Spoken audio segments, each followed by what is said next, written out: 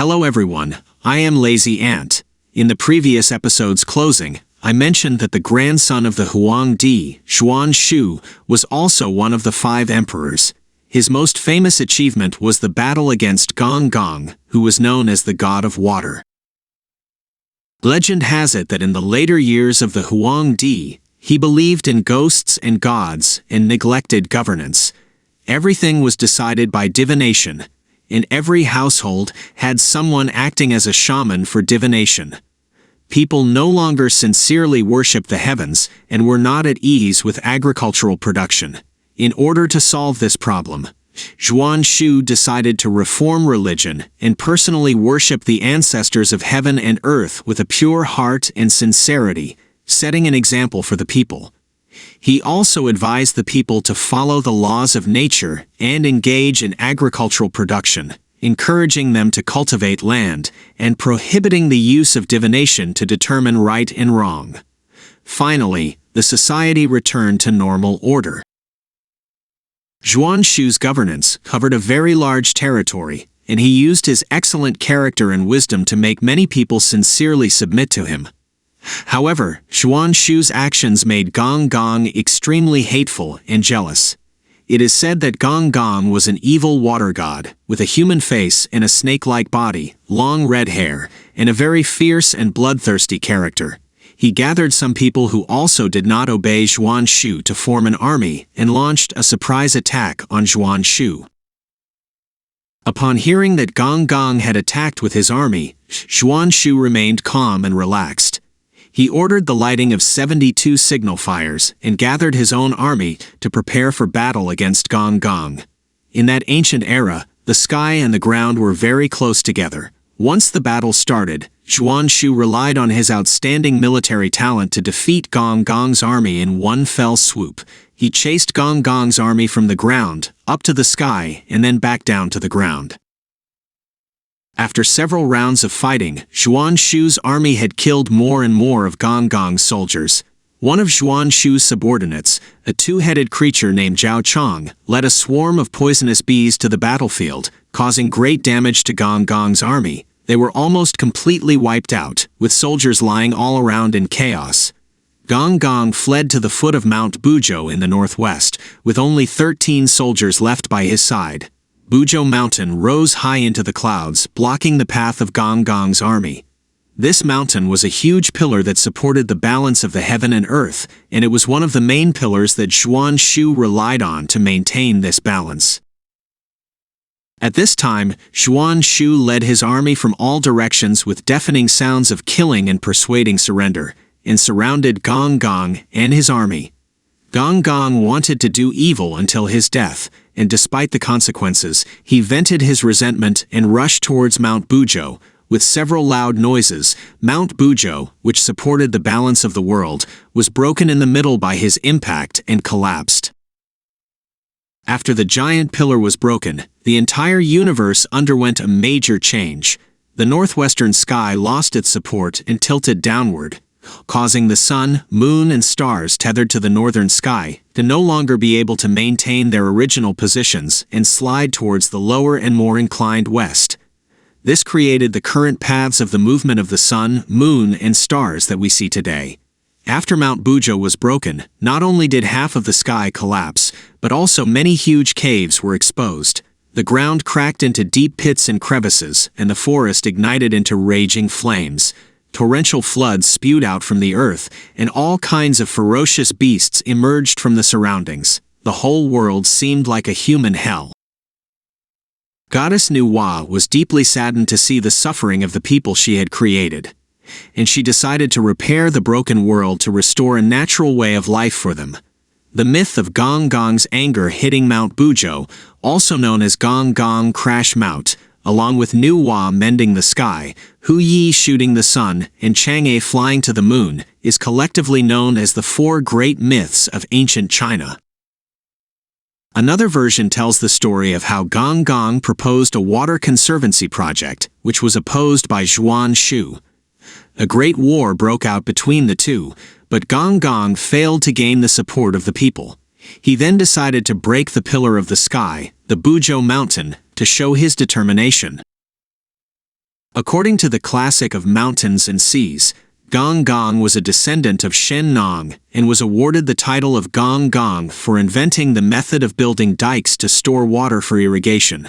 At that time, the tribe of Zhuan Xu lived near the east bank of the Yellow River, while the tribe of Gong Gong lived in the middle reaches of the Yellow River on the west bank, upstream of the tribe of Zhuan Xu.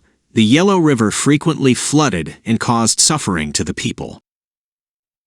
Gong Gong led his tribe to build a river embankment on the west bank to prevent flooding. However, this resulted in the collapse of the east bank embankment, causing a flood in the downstream tribe of Zhuan Xu. As a result, the two tribes clashed and a great war broke out in the Central Plains region. About 4,500 years ago, after the Battle of Zhou, some regions and tribes accelerated their integration. It was in this historical context that a conflict arose between Zhuan Xu and Gong Gong within the tribal alliance of Yan Di and Huang Di, vying for the highest power. At that time, Zhuan Xu had a considerable reputation among the tribes. Meanwhile, a descendant of Shen Nong, Gong Gong, often faced floods in his residence, and thus his clan had been fighting against water for generations, accumulating a lot of experience in flood control. When Zhuan Xu took over the leadership position, the Gong Gong tribe was already a well-known and ancient clan. The Gong Gong tribe had a close relationship with water and was prestigious due to their achievements in flood control. Those Gong Gong held a pyramid-like massive power. Since the productivity level of the society was still low at that time, the flood control methods were very primitive, mainly using methods such as flattening hills and filling lowlands. This method could still have some effect when there was less flooding during dry climate. Due to the achievements of the flood control by the tribe of Gong Gong, he was also called the God of Water in some legends. However, as mentioned at the end of the first video, history is often written by the victors. In the conflict between Zhuan Xu and Gong Gong, Zhuan Xu emerged victorious, and as the loser, Gong Gong's image is naturally often portrayed as the antagonist. With the arrival of climate fluctuations between 4,700 and 4,000 years ago, flooding became more frequent and severe, and old methods of flood control were no longer effective. In addition, as the leader of his tribe, Gong Gong abandoned the system of clan democracy and centralized power, thinking himself infallible and insisting on using outdated methods that could not effectively prevent flooding.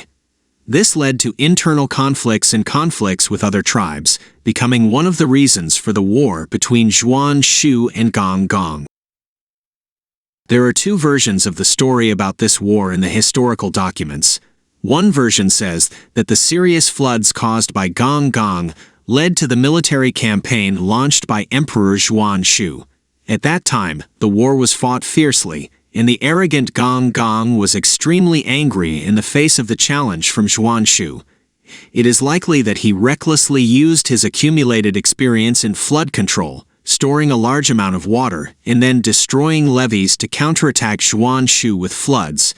Gong Gong's tribe had very rich experience in flood control and was fully capable of doing so, but this resulted in unforeseen and severe consequences, causing floods everywhere and leaving a catastrophic impression for future generations, thus being recorded in history.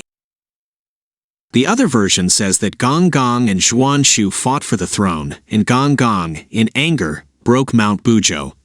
As Emperor Zhuan Xu was a renowned and illustrious emperor, comparable to Huang Di, the version of Gong Gong and Zhuan Xu fighting for the throne has been more widely circulated. However, upon closer examination of the background of the war, the account of Zhuan Xu and Gong Gong vying for the throne is more consistent with historical facts. Zhuan Xu and Gong Gong were both descendants of Huang Di and Yan Di, Shen Nong, respectively, belonging to the same tribal group. Therefore, the outcome of the war was similar to the Battle of Bangquan, with both sides staying in the same tribal alliance after the outcome was decided. Except that Zhuan Xu replaced Gong Gong's original position and was more revered as Emperor Zhuan Xu.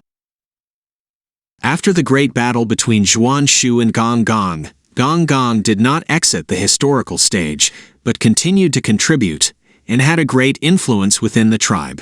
Even during the times of Emperor Yao and Emperor Yu, descendants of Zhuan Xu, there were records of battles with Gong Gong, indicating that the Gong Gong clan occupied a noble position within the clan and participated in a series of power struggles.